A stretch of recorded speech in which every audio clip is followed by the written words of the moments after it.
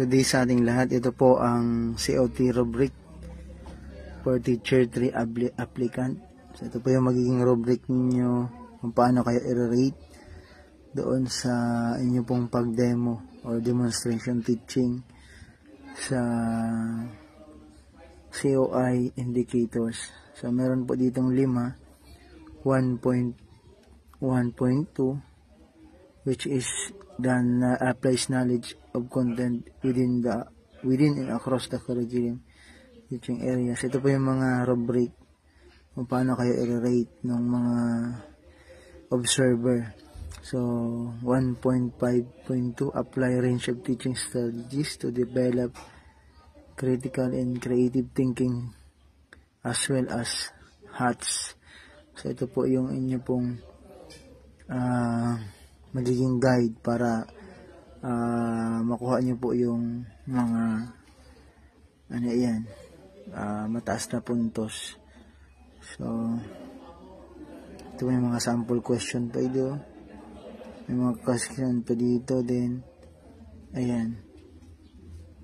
So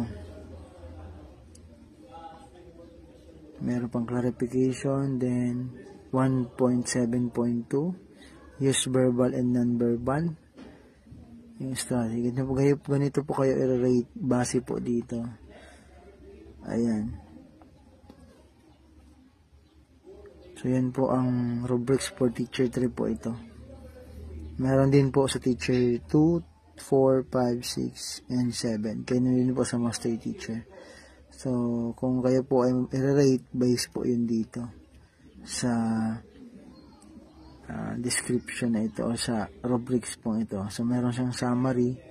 Ang level is 2 building, 3 organizing, 4 developing, 5 applying, 6 consolidating. So yan po ang description yan. Ano po, so mabuti po babasahin niyo po yung guide para or rubrics para